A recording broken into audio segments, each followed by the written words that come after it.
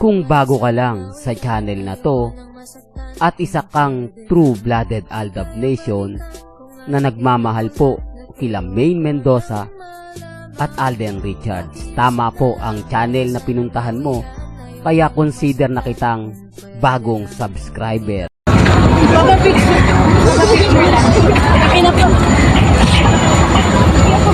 Thank you po. Okay na ba? Ilang beses ko na hiniling sa Diyos na sana andito ka pa rin sa piling ko. Welcome back mga Aldab. Ito na naman po ang inyong lingkod, si Mr. Destiny. At syempre panibagong post, panibagong video, panibagong update na naman po tayo patungkol nga po kina Mr. and Mrs. Polkerson. Sabi nga po ng iba, mga post ko raw kinukumbine ko lang daw po, wala naman daw pong OOTD at hindi naman daw po totoo. Sabi ko nga, pansin nyo yung mga suot ni Maine at yung suot ni Alden, di po ba same color po sila? Di po ba? Although sabihin natin ang layo ng pagkakaiba, pero may hindi naman po pwedeng pure talaga, di po ba? Kasi nga po mga Aldab, ginagawa to ni Mengay para lang din po sa mga taong kumbaga humihingi ng update. Si Mengay po kasi yung tipo na talagang binabaha ng mga katanungan patungkol nga po sa issue. Hindi naman ikakailayan dahil sabi ko nga po sa inyo, tignan nyo po yung komento sa social media account ni Maine Mendoza, di po ba? Balikan ko lang po uli, pasensya na po kayo, yung issue po sa Itbulaga na announcement, hindi po imposible mangyari yan mga Aldab, kaya hintay lang po kayo kasi hindi naman po mamamadali yan. Gaya nga po na sinabi ko mga Aldab, balikan natin yung in-update ko, isingit ko lang po ito.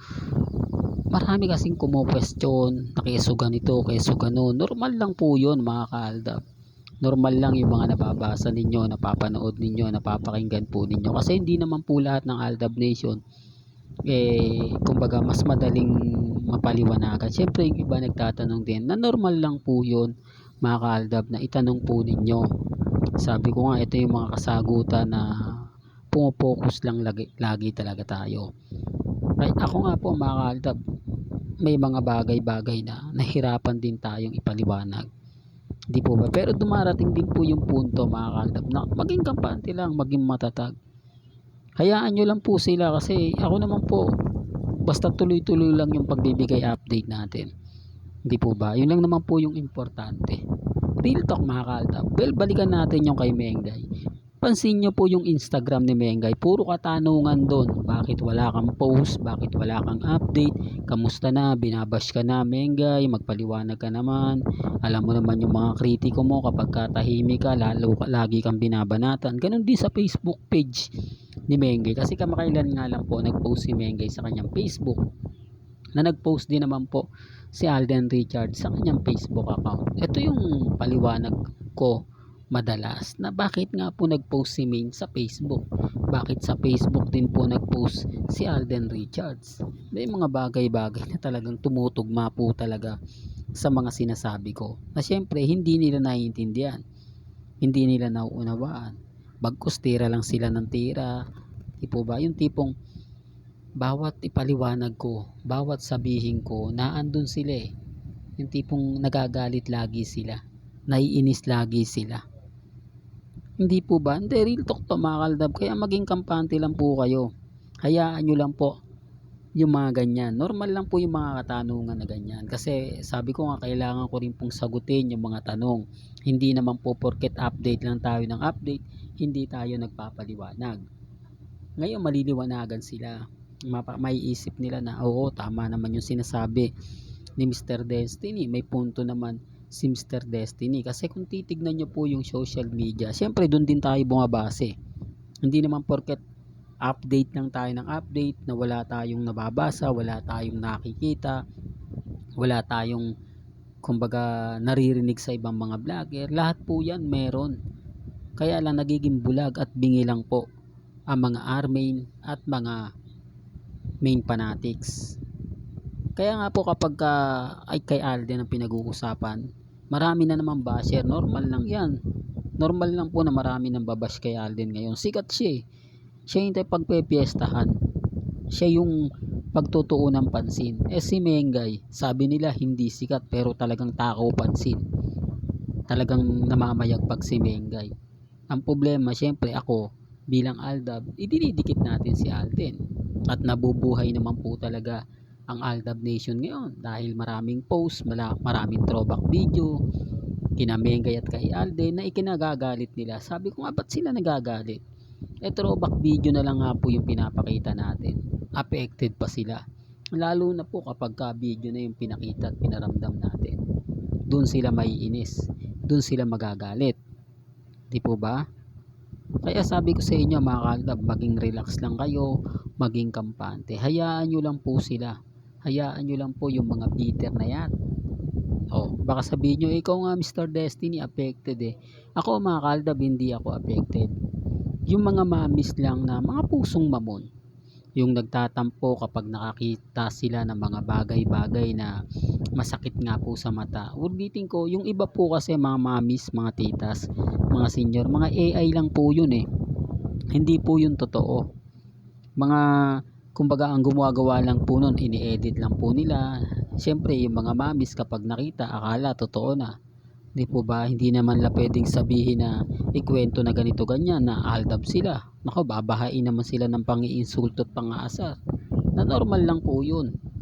Kaya nga po nandito yung channel ni Mr. Destiny para lagi po ako sa inyo magbibigay ng update.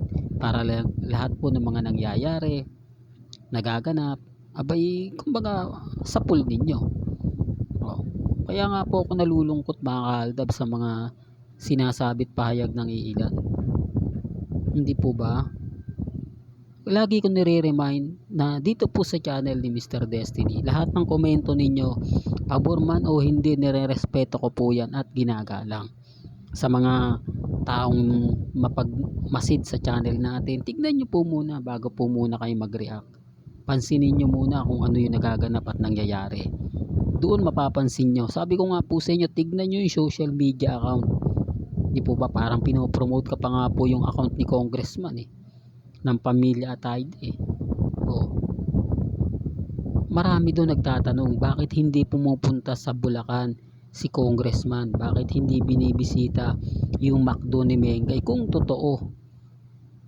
Paano nga pong bibisitahin? Totally ban nga po si Congressman Arjo sa pamilya ni Mengay sa Bulacan. Bakit ko nalalaman yan?